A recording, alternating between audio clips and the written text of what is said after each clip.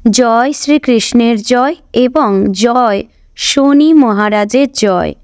নমস্কার বন্ধুরা, আমাদের চ্যানেলে আপনাদের সবাইকে স্বাগত জানাই। আশা করি আপনারা ঈশ্বরের কৃপায় ভালো আছেন এবং সুস্থ আছেন, এবং আমাদের চ্যানেলের তরফ থেকে আপনাদের আগাম কার্তিক পুজোর শুভেচ্ছা জানিয়ে ভিডিওটি আমি শুরু করতে চলেছি।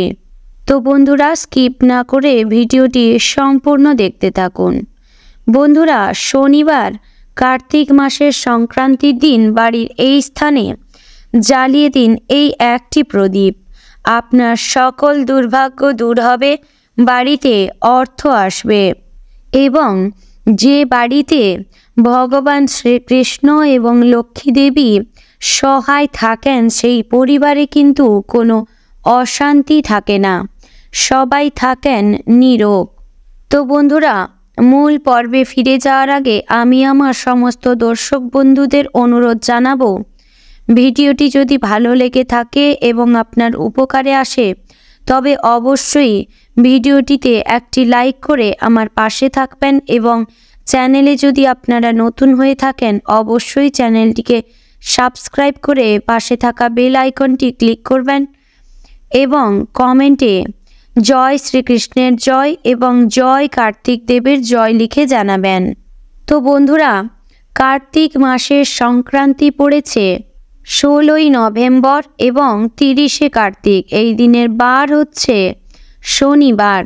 যেহেতু কার্তিক মাস অত্যন্ত পবিত্র মাস এবং এই কার্তিক মাসের সংক্রান্তির দিন কার্তিক পুজো হয়ে থাকে এবং এই দিনের বার পড়েছে শনিবার, তাই মাস, দিন এবং বার দেখতে গেলে এই দিনটি অত্যন্ত শুভ একটি দিন এবং পবিত্র একটি দিন। কারণ বন্ধুরা, শনিবার শনিদেবের পূজা অর্চনা করা হয় এবং কার্তিক মাসের প্রত্যেক দিনই শ্রীকৃষ্ণের আরাধনা করতে হয়, এবং এই দিন কার্তিক পুজো হয়ে থাকে। ভগবান কার্তিকের আরাধনাও এই দিন করা হয়, তাই এই দিন অত্যন্ত শুভ এবং পবিত্র একটি দিন। আর এই দিনে আপনারা যেই কাজ করবেন সেই কাজে আপনাদের সফলতা অবশ্যই হবে।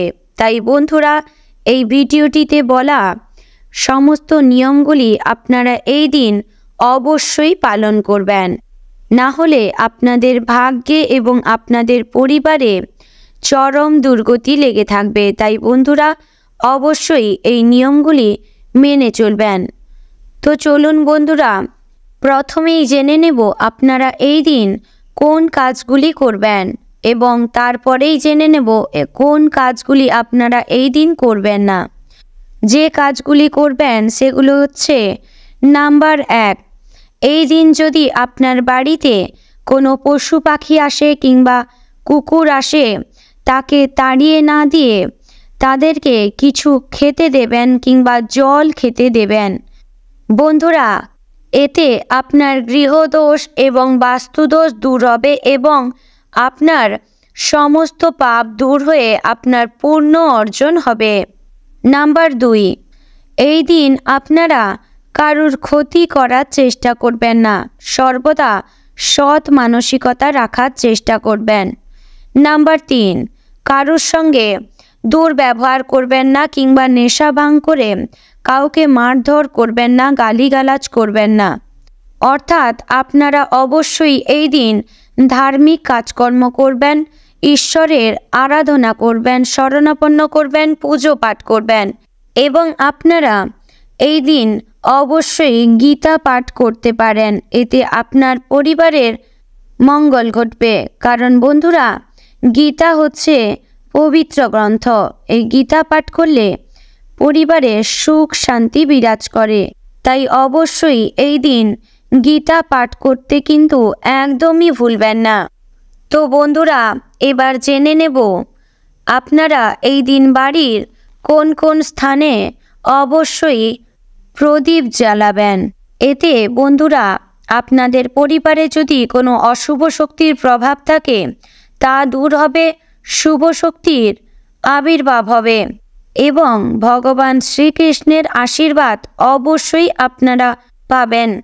বন্ধুরা, এই দিন আপনারা যখন সন্ধ্যার সময় সন্ধ্যা দেবেন, তখন আপনারা অবশ্যই একটি ঠাকুর ঘরে প্রদীপ জ্বালাবেন, একটি তুলসী মঞ্চতে প্রদীপ জ্বালাবেন এবং আর একটি বাড়ির সদর দরজার সামনে তেলের প্রদীপ জ্বালাবেন। আর সন্ধ্যা দেওয়ার সময় আপনারা অবশ্যই আপনার বাড়ির ঈশান কোণে প্রদীপ দেখাবেন। এতে আপনার পরিবারে মঙ্গল ঘটবে। কারণ বন্ধুরা, শাস্ত্রে বলা রয়েছে ঈশান কোণ হলো ঈশ্বরের স্থান, দেবতার স্থান। তাই আপনারা এই দিন ঈশান কোণেও একটি প্রদীপ অবশ্যই রাখতে পারেন। তো বন্ধুরা, যেহেতু এই দিন শনিবার, ভগবান শনিদেবের পুজো হয়, তাই আপনারা সকাল সকাল স্নান সেরে শনিদেবের জন্য একটি সর্ষের তেলের প্রদীপ জ্বালাতে একদমই ভুলবেন না।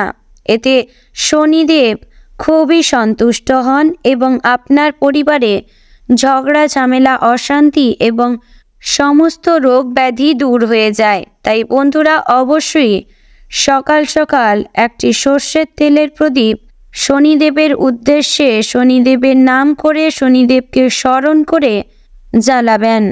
এরপরে আমি একটি টোটকার কথা আপনাদের জানাবো, যেটি অবশ্যই এই দিন করতে হয়। আর এই টোটকাটি আপনারা করলে আপনাদের ওপর তুলসী দেবী এবং ভগবান শ্রীকৃষ্ণ সন্তুষ্ট হয়ে অবশ্যই আশীর্বাদ করবেন, যাতে আপনাদের পরিবারে মঙ্গল ঘটবে। তো চলুন বন্ধুরা, আমরা জেনে নিই এই দিন কোন টোটকাটি আপনারা করবেন। বন্ধুরা, যখন আপনারা সন্ধ্যা দেবেন, পরিষ্কার কাঁচা জামা কাপড় পরবেন এবং সেই সন্ধ্যা দেওয়ার সময় একটি কাঁচা হলুদ নেবেন, একটি 1 টাকার কয়েন নেবেন এবং একটি লক্ষ্মী কড়ি নেবেন। তারপর বাড়িতে যখন আপনারা সন্ধে দেবেন, তখন মা লক্ষ্মীর চরণে এই জিনিসগুলি রেখে আপনাদের সকল মনস্কামনা, বাসনা আপনারা মা লক্ষ্মীকে স্মরণ করে জানিয়ে দেবেন। তারপরেই সেই জিনিসগুলো নিয়ে আপনারা তুলসী মঞ্চের কাছে যাবেন এবং এই জিনিসগুলি আপনারা তুলসী গাছের গোড়ায় পুঁতে দেবেন। তারপরে তুলসী মঞ্চতে 3 বার প্রদক্ষিণ করবেন এবং একটি মন্ত্র অবশ্যই আপনারা বলবেন। সেই মন্ত্রটি হচ্ছে ওম ভগবতে বাসুদেবায় নমঃ। ওম ভগবতে বাসুদেবায় নমঃ। ওম ভগবতে বাসুদেবায় নমঃ। এইভাবে 3 বার আপনারা শ্রীকৃষ্ণকে স্মরণ করে এবং তুলসী দেবীকে প্রণাম জানিয়ে আপনারা অবশ্যই এই মন্ত্রটি উচ্চারণ করে ভগবান শ্রীকৃষ্ণ এবং তুলসী দেবীর কাছে আপনার সকল মনস্কামনা অবশ্যই জানাবেন। আশা করি বন্ধুরা, আপনাদের মনের সমস্ত প্রশ্নের উত্তর আপনারা পেয়ে গেছেন। তাই অবশ্যই ভিডিওটি যদি ভালো লেগে থাকে এবং আপনাদের উপকারে আসে, তাহলে ভিডিওটিতে একটি লাইক করে আমার পাশে থাকবেন এবং কমেন্টে জয় শ্রীকৃষ্ণের জয় এবং জয় কার্তিক দেবের জয় ও জয় শনিদেবের জয় লিখে জানাবেন এবং শেয়ার করবেন আপনার নিকটবর্তী আত্মীয় স্বজনদের মধ্যে, যাতে তারাও উপকৃত হতে পারেন।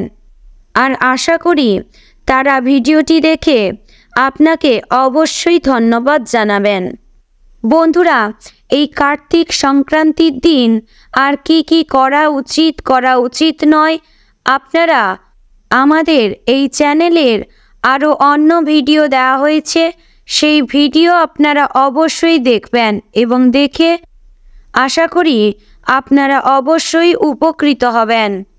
তো বন্ধুরা, ভিডিওটি সম্পর্কিত যদি কোনো প্রশ্ন আপনাদের অজানা থেকে থাকে, তাহলে আপনারা কমেন্টে অবশ্যই জানাতে পারেন। তো বন্ধুরা, ভিডিওটি এখানেই শেষ করছি। দেখা হচ্ছে পরের ভিডিওতে। ততক্ষণ ভালো থাকুন, সুস্থ থাকুন এবং পরিবারের সঙ্গে হাসি খুশিতে থাকুন। জয় শ্রীকৃষ্ণ। রাধে রাধে।